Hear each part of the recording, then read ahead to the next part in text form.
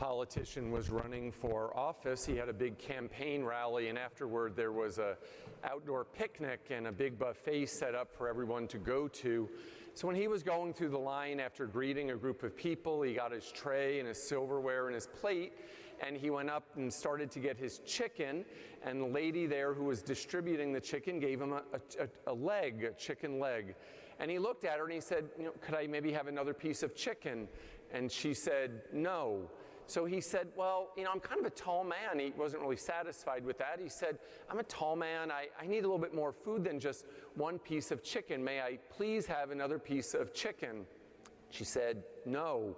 So then he started kind of maybe pulling some rank, and he said, ma'am, he goes, do you know who I am? All I'm asking for is another piece of chicken, but do you know who I am? And she looked at him and she said, sir, I have absolutely no idea who you are, but I know who I am. I'm the chicken lady, and I give everybody one piece of chicken, so move on. I'm glad she was definite. She knew who she was, and she was serious about her responsibilities. Today in the gospel reading, Jesus asks the question, who do people say that I am? He's not having an identity crisis. He's not concerned about what people think in terms of his image. He wants to know what's in their heart. Are they really recognizing that he is someone special, that he is the Son of Man, that he is the one come here to this world in order to save souls? And so he asks it among an intimate group of people as he's traveling up to Caesarea Philippi. If you've been to the Holy Land, it's one of the places that you've probably been to. It's up in the northernmost part of Israel, right on the border with Lebanon and Syria. Today it's called the Golan Heights. It's kind of a little bit of an explosive area. Over time it can be a place where there are some issues at certain times among the peoples who live there. But that was the northernmost place that Jesus ever traveled to. It's not that far from Nazareth, not that far from Jerusalem. It's the furthest place he ever went to. And this site is a huge big rock. It's like a canyon almost. And from that rock are springs that come out. And those springs form the headwaters of the Jordan River, meaning that that is the beginning of what is the lifeblood which goes down through the center of Israel, through the Holy Land, in order to provide water for a lot of the people and for the needs for farming. So it's kind of like a beginning. So for Jesus to take the opportunity in this particular place to ask that question, there's a lot of importance there, because from there he went down the Jordan River. He walked down there along back to the Sea of Galilee and all the way back to Jerusalem to face his own fate. But who is it that responds in this particular case? It is Peter, who says, you are the Christ. It's important for us to realize that we throw around the word Jesus Christ a lot, but Christ means the Messiah. So it's Jesus the Messiah. And to the Hebrew people, they waited hundreds of years for a Messiah. So for hundreds of years, they were waiting for this military victor, for this one who would live in a palace, who would take away all of their woes and all of their problems, who would restore the faithful people, the promised land, back to the Israelites. So for Peter to say, you are the Messiah, it came with a big responsibility. And Jesus says, okay, I am the Son of Man, but there's going to be some suffering on this journey. And that's where Peter said, no, that can't happen. We see it ensues in a rather heated discussion there with Peter, and Jesus talks about taking up the cross. This is also the spot where in Matthew's Gospel, chapter 16, we have where Peter is also given these words by Christ. He's told, you are a rock, and upon this rock I build my church. So even with all Peter's indiscretions, Jesus still believes in him and sets him as a great foundation. Taking up a cross would have been something for the people to hear and realize that was something that they never wanted to do, because the cross, it was a horrible way of death.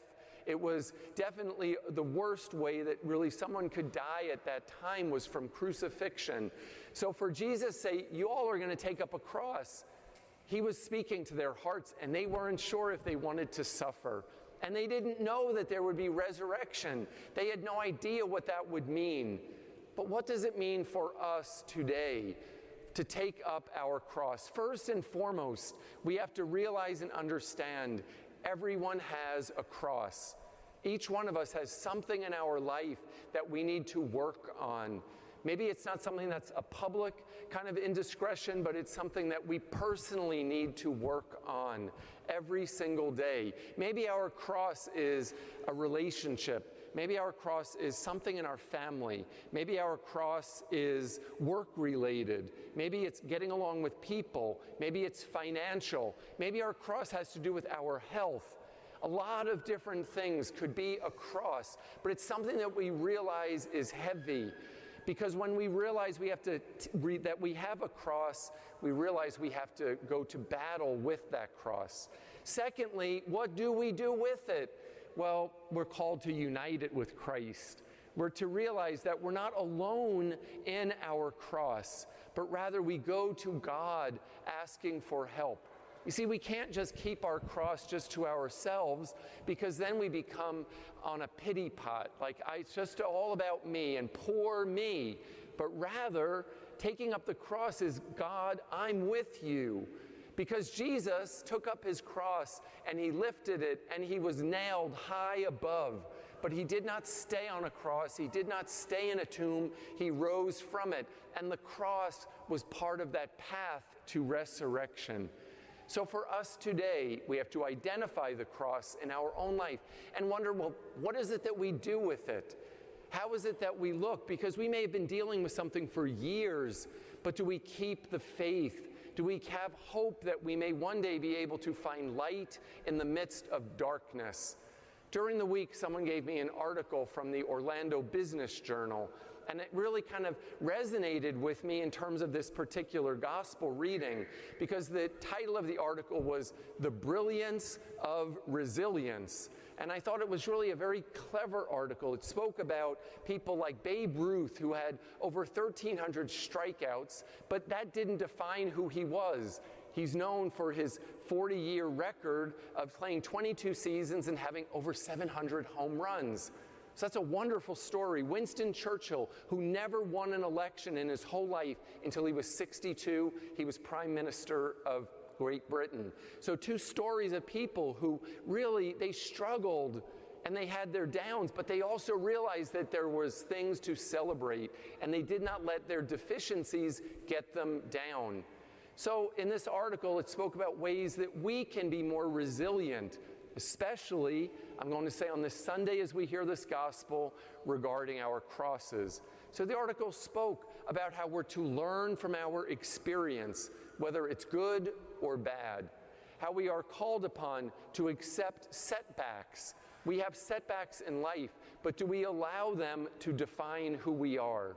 Do we realize maybe we've made mistakes in life and we have to look to the future and learn from those mistakes? Do we reflect upon our emotions when we're dealing with one of the crosses in our life?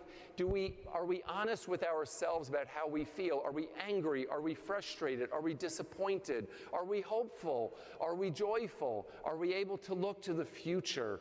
Know what's going on inside. Also, keeping it in perspective in terms of timing. To remember that the past is the past and the future is the future. And again, do we allow the past to define how we move forward? The article spoke about thinking creatively, that when we are in conflict of any kind, and often our crosses are a conflict, the only way out of that conflict is by thinking creatively. Also, it spoke about taking that opportunity to realize that we have to take care of ourselves. Take care of ourselves, because if we're not getting enough sleep, if we're deficient in one area, we don't take care of ourselves, well, we don't have the energy to face the challenges of life in order to be resilient. But I think the most important one for us was the final one in this article. It said we're called to ask for help. In our crosses, we do not carry them alone. We go to Christ, we go to other people, we go to those who are professionals with it to help us in order to carry the crosses, the challenges, the weight of things that we may have in our lives.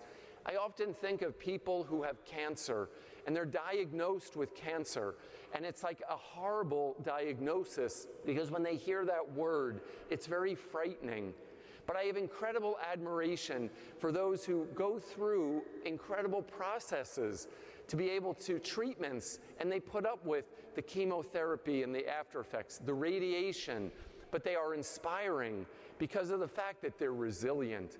And they know that if they put up with the pains that are there now, they may be able to be free of that which has been put upon them. So I think that's just a good example of saying, how can we be resilient in our own crosses in our life?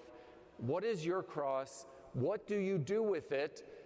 And really, we're called upon as Christians to bring it to Christ, because Christ is the one who, he knows who he is. He is not the chicken lady. He is the Savior, the Redeemer, the one who gives eternal and everlasting life. And when we unite our crosses and sufferings with his, we realize we can leave them behind to grow from them, because his love for us never disappoints.